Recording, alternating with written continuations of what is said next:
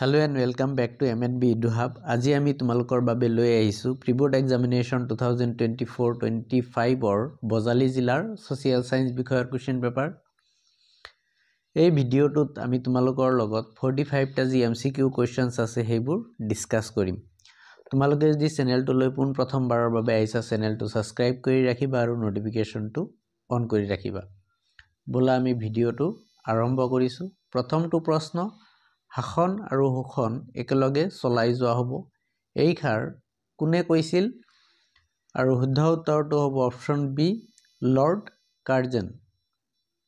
2 নম্বৰ প্ৰশ্ন বংগবাসীয়ে জাতীয় শোক দিৱস পালন কৰিছিলে আৰু শুদ্ধ উত্তৰটো হ'ব অপচন এ যেটো আছে হেতু 16 অক্টোবৰ 1905 চন।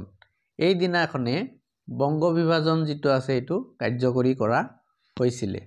3 নম্বৰ প্ৰশ্ন তলত দিয়া কোনটো বা কোনবোৰ ঘটনা আৰু এই সমূহ সংঘটিত হোৱা চনবোৰ শুদ্ধভাৱে মিলোৱা আছে।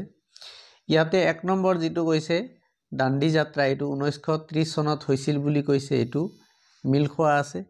ৰাওলাট আইন যেটোৰ কথা কৈছে এটো ইয়াতে 1920 চনৰ কথা কৈছে। এটো মিছা হয় ঠিক আছে। ৰাওলাট আইনখন 1919 চনত হৈছিল। 3 নম্বৰত চৌৰি চৌৰাৰ ঘটনাৰ কথা কৈছিলে 1922 চন এটো সঁচা হয়। আৰু 4 নম্বৰত গান্ধী আৰউইন চুক্তি এটো 1931 চনৰ কথা কৈছে এটো সঁচা হয় ঠিক আছে। 1 3 আৰু 4 সঁচা এটো আমাৰ অপচন সি ত আছে এই কাৰণে অপচন সি টো শুদ্ধ উত্তৰ হ'ব। 4 নম্বৰ প্ৰশ্ন কৰিম কিম্বা মৰিম স্লোগান ভাৰতৰ স্বাধীনতাৰ কোনটো আন্দোলনৰ লগত জড়িত আৰু শুদ্ধ উত্তৰটো হ'ব অপচন সি ভাৰত ত্যাগ আন্দোলন। আৰু এই আন্দোলনত মহাত্মা গান্ধীয়ে এই স্লোগানখন দিছিলে। 5 নম্বৰ প্ৰশ্ন 1932 চনত সাম্প্ৰদায়িক বটোৱাৰা ঘোষণা কৰা ব্ৰিটিছ প্ৰধানমন্ত্ৰীজন আছিল আৰু শুদ্ধ উত্তৰটো হ'ব অপচন ডি যেটো আছে হেতু ৰামছে মেকডোনাল্ড। 6 নম্বৰ প্ৰশ্ন উক্তিত কৈছে 19 শতিকাৰ শেষৰ ফালে তেজপুৰ আৰু নগাঁৱত ৰায়ত সভাৰ জন্ম হৈছিলে। উক্তি যেটো আছে এটো সঁচা হয়। যুক্তিত কৈছে ৰায়ত সভাই অসমৰ ব্ৰিটিছ চৰকাৰৰ দ্বাৰা প্ৰৱৰ্তিত ভূমি ৰাজনীতিৰ বিৰোধিতা কৰিছিলে। যুক্তি যেটো আছে এটো সঁচা হয়। উক্তি আৰু যুক্তি এ আৰু আৰ উভয় শুদ্ধ এটো আমাৰ অপচন সি ত আছে এই কাৰণে অপচন সি যেটো আছে এটো শুদ্ধ উত্তৰ। 7 নম্বৰ প্ৰশ্ন 1861 চনৰ জয়ন্তীয়া জনজাতিৰ বিদ্ৰোহৰ নেতৃত্ব কোনে দিছিল আৰু শুদ্ধ উত্তৰটো হ'ব অপচন বি যেটো আছে হেতু উকিয়াং নৱা। 8 নম্বৰ প্ৰশ্ন অসমীয়া কৃষকৰ পৰা ভূমি খাজানা বৃদ্ধি নিৰ্ধাৰণৰ বিৰুদ্ধে কোনে মুফত মিলছক আৰ্জি লিখিছিলে আৰু শুদ্ধ উত্তৰটো হ'ব অপচন ডি যেটো আছে হেতু আনন্দৰাম ঢেকিয়াল ফুকন। 9 নম্বৰ প্ৰশ্ন আসাম এছ'চিয়েশ্যন গঠন হৈছিলে আৰু শুদ্ধ উত্তৰটো হ'ব 1903 চনত এটো অপচন সি ত আছে আৰু এই সংগঠনটো গঠন কৰিছিলে মানিক চন্দ্ৰ বৰুৱাই। 10 নম্বৰ প্ৰশ্ন উত্তৰ পূব ভাৰতৰ আটাইতকৈ পুৰণি বিশ্ববিদ্যালয়খন হ'ল আৰু শুদ্ধ উত্তৰটো হ'ব অপচন বি যেটো আছে হেতু গুৱাহাটী বিশ্ববিদ্যালয় আৰু এটো 1948 চনত স্থাপনা হৈছিলে। 11 নম্বৰ প্ৰশ্ন 1921 চনৰ জুন মাহত গঠন কৰা অসম প্ৰদেশ কংগ্ৰেছৰ অস্থায়ী কমিটিৰ সভাপতি কোন আছিল আৰু শুদ্ধ উত্তৰটো হ'ব অপচন বি যেটো আছে হেতু কুলধৰ চলিহা। 12 নম্বৰ প্ৰশ্ন তলৰ বিকল্পবোৰ পঢ়ি অশুদ্ধ উত্তৰটো চিনাক্ত কৰা। এ নম্বৰত দিছে জৱাহৰলাল নেহৰু লগতে দিছে ভাৰত সম্ভেদ এটো সঁচা হয়। বি নম্বৰত দিছে নামকোষা এটোৰ লগত মাধৱদেৱ এটোও সঁচা হয়। 3 নম্বৰত দিছে কৌটিল্য তাৰ লগত দিছে নাট্যশাস্ত্ৰ এটো সঁচা নহয় এটো হ'ব আমাৰ অৰ্থশাস্ত্ৰ ঠিক আছে। আৰু কথা গীতৰ লগত ভট্টদেৱ এটো আমাৰ কোনটো অশুদ্ধ বুলি সুধিছে সেই কাৰণে অপচন সি যেটো আছে এটো শুদ্ধ উত্তৰ হ'ব। 13 নম্বৰ প্ৰশ্ন তলৰ কোনটো জনজাতি অষ্ট্ৰিক গোষ্ঠীৰ অন্তৰ্গত আৰু শুদ্ধ উত্তৰটো হ'ব অপচন সি জয়ন্তীয়া জনজাতি। 14 নম্বৰ প্ৰশ্ন হৰ্ণবিল উৎসৱ কোন ৰাজ্যত উদযাপন কৰা হয় আৰু শুদ্ধ উত্তৰটো হ'ব অপচন বি নাগালেণ্ড। আৰু এইটো উৎসৱ নাগালেণ্ডৰ ডিচেম্বৰ মাহৰ প্ৰথম 10টা দিনত পালন কৰা হয়। 15 নম্বৰ প্ৰশ্ন, হস্তিবিদ্যাৰণ্য কিতাপখন লিখিছিল আৰু শুদ্ধ উত্তৰটো হ'ব অপশ্যন বি সুকুমাৰ বৰকাইত। 16 নম্বৰ প্ৰশ্ন, তলৰ কোনটো মানৱ সৃষ্ট সম্পদ আৰু যিখিনি অপশ্যন আছে তাৰে ভিতৰত শুদ্ধ উত্তৰটো হ'ব অপশ্যন চি যিটো আছে সেইটো জলসিঞ্চন। 17 নম্বৰ প্ৰশ্ন, তলৰ কোনটো প্ৰাথমিক বৃত্তি নহয় সেইটো সুধিছে আৰু শুদ্ধ উত্তৰটো হ'ব অপশ্যন ডি যিটো আছে সেইটো পৰ্যটন। 18 নম্বৰ প্ৰশ্ন, তলৰ কোনটো এটা অজীৱীয় সম্পদ আৰু শুদ্ধ উত্তৰ হ'ব অপশ্যন এ খনিজ পদাৰ্থ।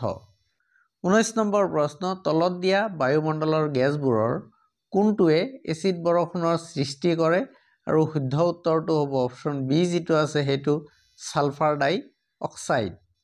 20 নম্বৰ প্ৰশ্ন, মাউণ্ট পিনাটবো আগ্নেয়গিৰি কোনখন দেশত উদগীৰণ হৈছিল আৰু শুদ্ধ উত্তৰটো হ'ব অপশ্যন বি ফিলিপাইনছ আৰু এইটো 1991 চনত উদগীৰণ হৈছিলে।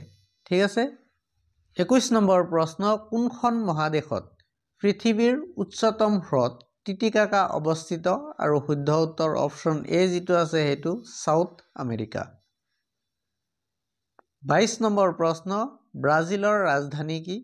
ইয়াতে যিকেইটা অপশ্যন দিয়া আছে এই গোটেইকেইটা অশুদ্ধ হয় আৰু ব্ৰাজিলৰ ৰাজধানী হ'ল ব্ৰাজিলিয়া। ঠিক আছে।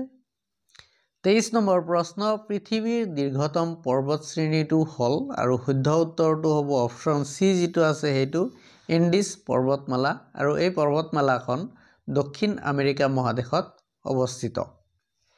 24 নম্বৰ প্ৰশ্ন, 2011 চনত লোকপিয়ল অনুসৰি অসমৰ জনসংখ্যাৰ ঘনত্ব কিমান আৰু শুদ্ধ উত্তৰটো হ'ব অপশ্যন চি যিটো আছে সেইটো প্ৰতি বৰ্গ কিলোমিটাৰত 398 জন। 25 নম্বৰ প্ৰশ্ন, জনসংখ্যাৰ ফালৰ পৰা অসমৰ আটাইতকৈ বৃহৎ জনজাতিটো হ'ল আৰু শুদ্ধ উত্তৰ অপশ্যন বি বড়ো জনজাতি। 26 নম্বৰ প্ৰশ্ন, তলৰ উক্তিসমূহৰ পৰা অসমৰ জনসংখ্যাৰ বিতৰণ সম্পৰ্কত শুদ্ধ উত্তৰটো বাছি উলিওৱা। ইয়াতে 1 নম্বৰত কৈছে অসমৰ মুঠ জনসংখ্যাৰ 85% লোক ব্ৰহ্মপুত্ৰ উপত্যকাত বাস কৰে। এই যিটো উক্তি দিয়া আছে বা 1 নম্বৰ যিটো উক্তি দিয়া আছে এইটো সঁচা হয়। 2 নম্বৰত দিয়া আছে 2011 চনৰ লোকপিয়ল মতে অসমৰ ভিতৰত কামৰূপ মেট্ৰ' জিলাখন সবাতকৈ ঘন বসতিপূৰ্ণ। এই যিটো উক্তি 2 নম্বৰ উক্তি আছে এইটো সঁচা হয়। 1 আৰু 2 উভয়ে শুদ্ধ। এইটো আমাৰ অপশ্যন এত আছে, এইকাৰণে অপশ্যন এটো ৰাইট এনচাৰ। 27 নম্বৰ প্ৰশ্ন, ভাৰতৰ জনসংখ্যাৰ কিমান শতাংশ লোক অসমত বাস কৰে আৰু শুদ্ধ উত্তৰটো হ'ব অপশ্যন বি 2.6%। 28 নম্বৰ প্ৰশ্ন, অসম চৰকাৰে ৰাজ্যিক উদ্যোগ নীতি ঘোষণা কৰিছিলে আৰু শুদ্ধ উত্তৰটো হ'ব অপশ্যন চি 2008 চনত। 29 নম্বৰ প্ৰশ্ন, তলৰ কোনজন ব্যক্তি ভাৰতৰ সংবিধান খচৰা কমিটিৰ সদস্য নাছিল আৰু শুদ্ধ উত্তৰ option C Jawaharlal Nehru. 30 number প্ৰশ্ন, উক্তিত কৈছে এখন গণৰাজ্যিক দেশত ৰাষ্ট্ৰপ্ৰধানৰ পদবীটো বংশানুক্ৰমিক নহয়। এই যিটো উক্তি হয় এইটো সঁচা হয়। যুক্তিত কৈছে ভাৰতবৰ্ষ এখন গণৰাজ্যিক দেশ নহয়। যুক্তি যিটো আছে এইটো মিছা হয়। ঠিক আছে। উক্তি সঁচা, এ শুদ্ধ আৰু অশুদ্ধ। এইটো আমাৰ অপশ্যন বিত আছে, সেইকাৰণে অপশ্যন বিটো শুদ্ধ উত্তৰ।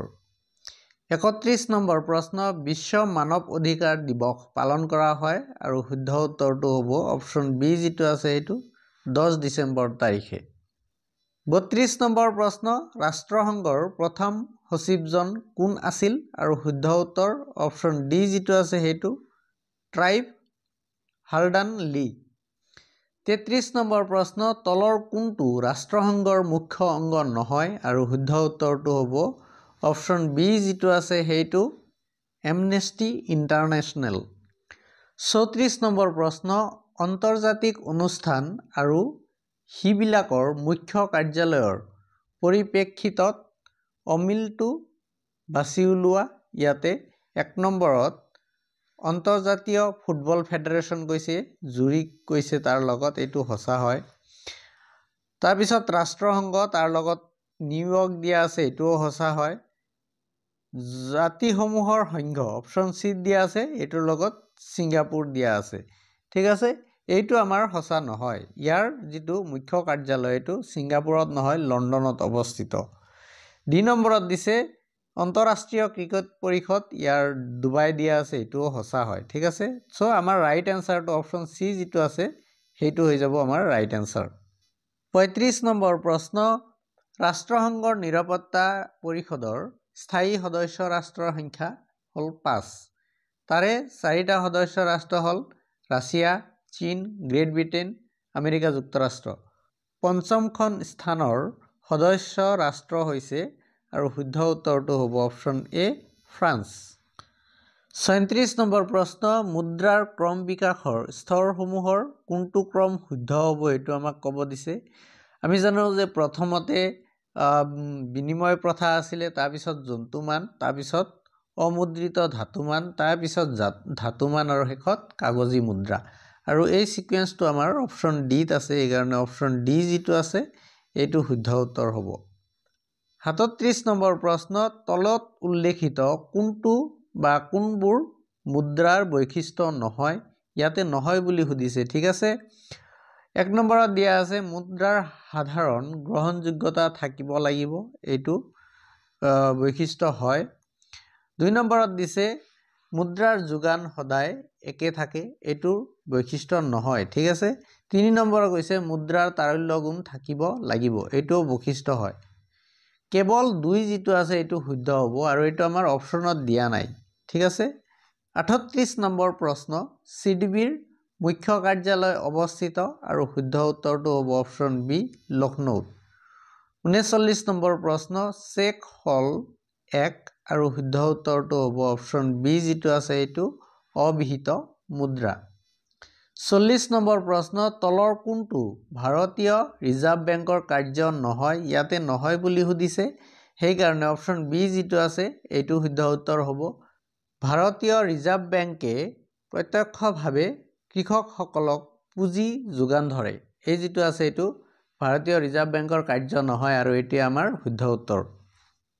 ৪১ নম্বৰ প্ৰশ্ন, দেশ এখনৰ অৰ্থনীতিৰ সৈতে বিশ্বৰ অন্যান্য দেশৰ অৰ্থনীতিৰ সংযোগ স্থাপন কৰাটোৱে হ'ল, আৰু শুদ্ধ উত্তৰটো হ'ব অপশ্যন বি, গোলকীকৰণ।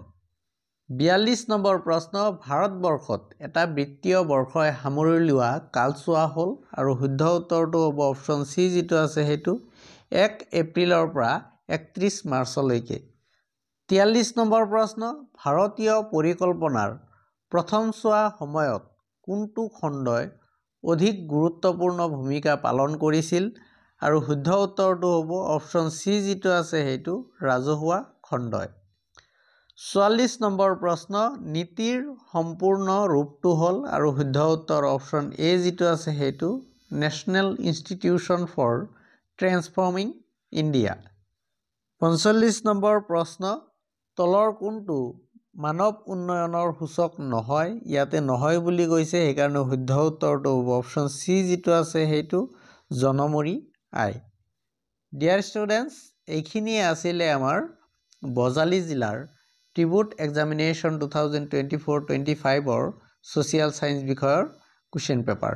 তোমালোকক যদি কুৱেশ্যন পেপাৰ লাগে বা বিভিন্ন ধৰণৰ নোটছ লাগে, তেতিয়াহ'লে আমাৰ যিটো হোৱাটছএপৰ গ্ৰুপ আছে, যাৰ লিংক আমি ভিডিঅ'ৰ ডেছক্ৰিপশ্যনত দি দিম, তাতে তোমালোকে গ্ৰুপটো জইন হ'ব পাৰিবা, আৰু তাৰে পৰা তোমালোকে কুৱেশ্যন পেপাৰ আৰু বিভিন্ন ধৰণৰ নোটছ, বিশেষকৈ ইংৰাজী বিষয়ৰ তোমালোকে পাই যাবা। আশা কৰিছোঁ এই ভিডিঅ'টোৱে তোমালোকক বহুত উপকৃত কৰিব। যদি ভিডিঅ'টোৱে তোমালোকক উপকৃত কৰে, তেতিয়াহ'লে লাইক, কমেণ্টছ আৰু শ্বেয়াৰ নিশ্চয় কৰিবা। আজিৰ কাৰণে ইমানতেই সামৰিছোঁ। ধন্যবাদ।